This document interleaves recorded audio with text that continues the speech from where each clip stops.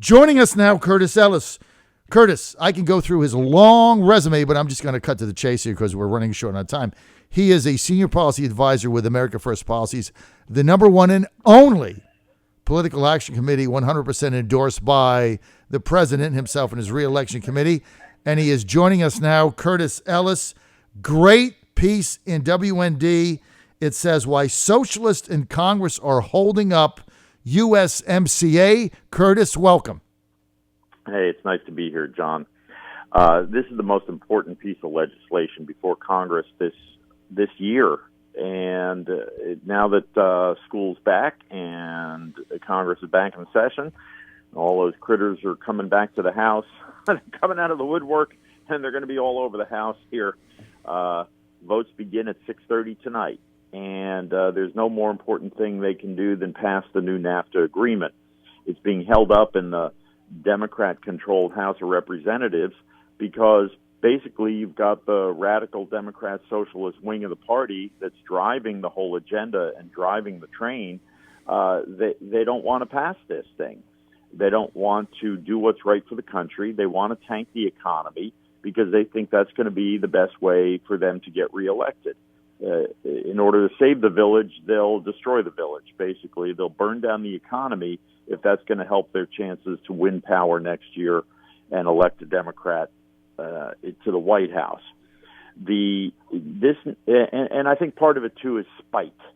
The Democrats passed NAFTA. Bill Clinton gave us NAFTA. He was warned. Everybody knew that this was going to create the giant sucking sound of jobs going to Mexico. But he went ahead and did it anyway. And President Trump promised to fix it, and now he's done that. He fixed it. He's renegotiated this new deal called USMCA that's much better than the old deal. It gets rid of all the bad parts of NAFTA. And the most important, maybe one of the most significant improvements is the fact that it has to be renegotiated every 6 years. Mm-hmm. NAFTA was 25 years old. You couldn't get out of it. It was like a straitjacket. Mm-hmm. This one, it comes up for renewal in 6 years. If you don't like it, if it's not working, we get to fix it. Right. So you'd think that would be enough for the Democrat, and it's good for the country. It's going to give us Mexico, Canada, the greatest, our biggest trading partners, right? And we need to get straight with them so we can take on China. And I won't go through all the good things about NAFTA. We'll save that for the new NAFTA. I'll save that for the next show. But I can tell you this: the Democrats' opposition to it is pure politics, and it's pure BS. And I'll tell you why. And this is the most incredible thing I discovered over the weekend when I was writing that piece for WorldNet Daily. The Democrats say that they're opposed to this because they say this is a giveaway to the big pharmaceutical companies. It's going to raise the cost of prescription drugs. Now, this is the scare tactics the Democrats use for everything. I mean, I tell you what, if there was a terrorist bombing in New York and we cracked down on terrorists around the world, the Democrats would say, this is going to raise the cost of prescription drugs for old people. You know, I mean, they're going to push Granny off the cliff. I mean, that's what they do all the time. And now, how do we know the Democrats are lying? Well, you could say because their lips are moving. But in this case, we have more evidence that their objections to say this new NAFTA deal is going to raise the cost of prescription drugs is pure lie, is the fact that the provisions in the new NAFTA deal, what it does, I'll tell you what this thing does. It does what's already the law of the United States. Right. It says that when drug companies come up with a new drug, and I won't get into the weeds, there's a whole specific class of drugs. It's like the cutting edge of technology of right. drugs that cure diseases. When they come up with one of these new drugs, the new NAFTA deal says they get 10-year patent protection on mm-hmm. this. You can't make it knockoff. You can't have India or China knock your drug off and bring it to the market for 10 years, mm-hmm. right? You get 10 years, the new company gets a chance to make its money back, all the money it's spent on R&D. It has 10-year patent protection. Well, you know what? The law right now, American law, gives these companies 12 years of patent protection. Right, unbelievable. And you know what the law is? Obamacare. Right. Obamacare. There's Democrats voted for Obamacare. The hypocrisy, Curtis. The hypocrisy of the Democrats here is beyond the pale. It's their law, Obamacare, that gave certain drugs and drug companies 12-year patents. And look, and their thought behind it was not altogether unclear or unfair. It said there is millions and millions of dollars that go into R&D to get new drugs to solve diseases and things of that. Millions and millions of dollars go into R&D. We have the best in the world, and we have to protect drug companies, understanding that this is not government funded. They have to make a profit. And so if they hit one that works, they have to protect it. They're going to be able to charge a lot of money for a period of time, like Viagra, perfect example, right? Because that's one that everybody understands. And they have a 12-year patent. They can overcharge for it. That's how they get their money back, because there's a lot of R&D they do that fails. They don't come up with the right thing. So Obamacare baked that in the cake. That was Obama's bill, and Obamacare baked 12 years in. Trump said, you know what? I kind of get it, but let's cut that down to 10 so we can get generic brands in faster. So he cut it by 15%, right? He cut it down, and now the Democrats, the Obamacare that they supported at 12, are now holding this up over 10. It is the epitome of hypocrisy. Unbelievable. And I have a letter in front of me, a letter signed by 50 members of Congress. They tried to, in 2011, Obama was talking about cutting back this 12-year protection. And here we have a letter signed by the man who is now the chairman of the Ways and Means Committee, saying the 12-year protection was the single most significant provision in the Affordable Care Act to lower the cost of drugs in our country. So the Democrats are signing a letter saying that this patent protection for drug companies will lower the cost of drugs.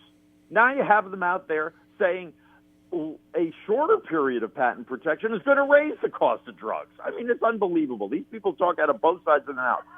But what it also shows, John, is how far left the party has gone. Look, accusing politicians of being hypocritical is like, complaining about bears defecating in the woods, I mean, it's just like, that's what they do.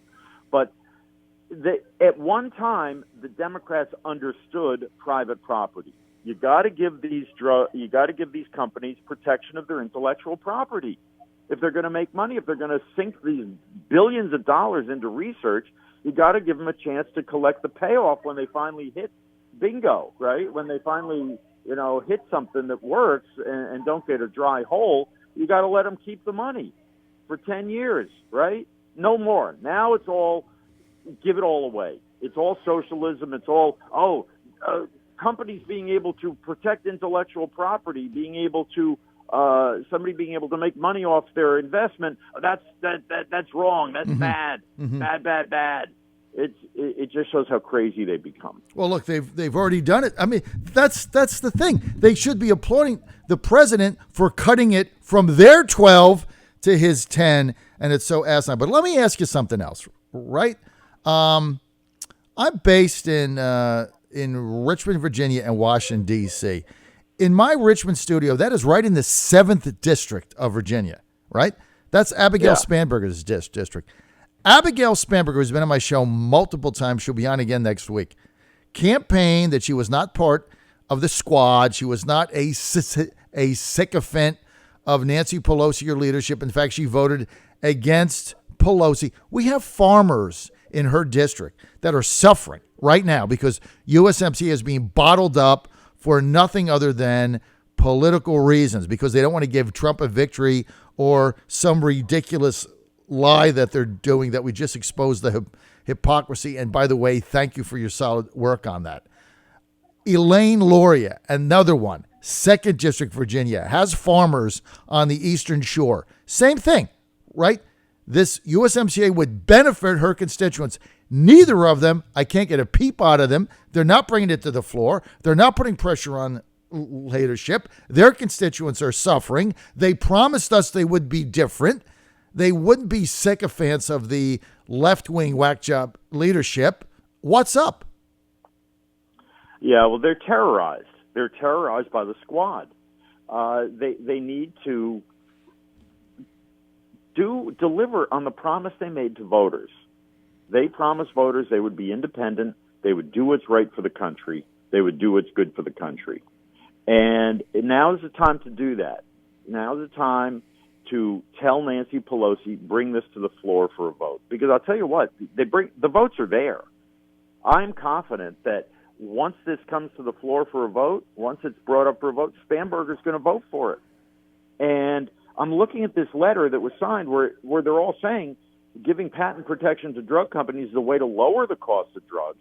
You've got Richie Neal, chairman of the Ways and Means Committee. You've got Jerry McNerney on the Energy and Commerce Committee from California.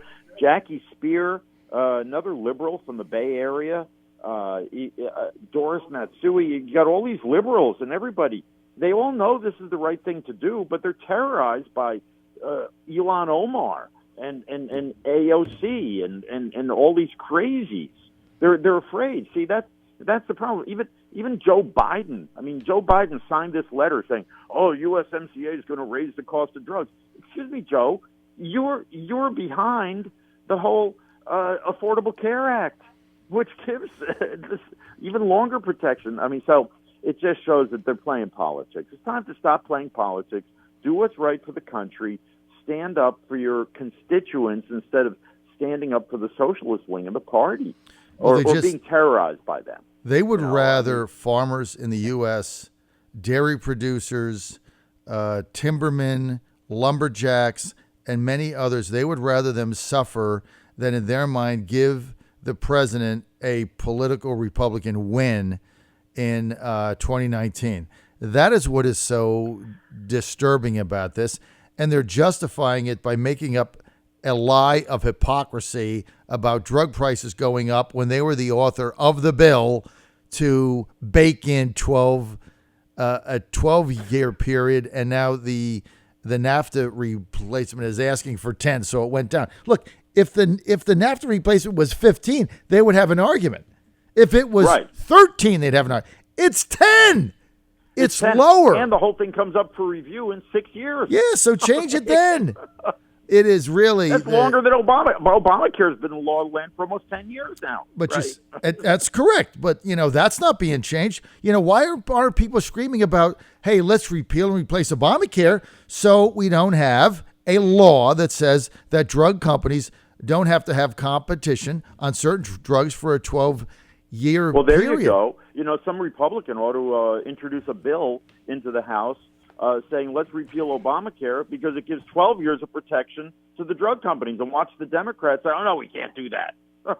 Instead of 10. I mean, that's what they should do that today. But look, this continues to get no coverage, right? Because of the fake news, lying mainstream media that doesn't want to report on what is going on, which is why shows like mine are so valuable in the United States, because we're actually going to give you the facts. And Curtis Ellis, I commend the fact that you went and did the research and found this out, because this to me should be on the front page of the New York Times, right?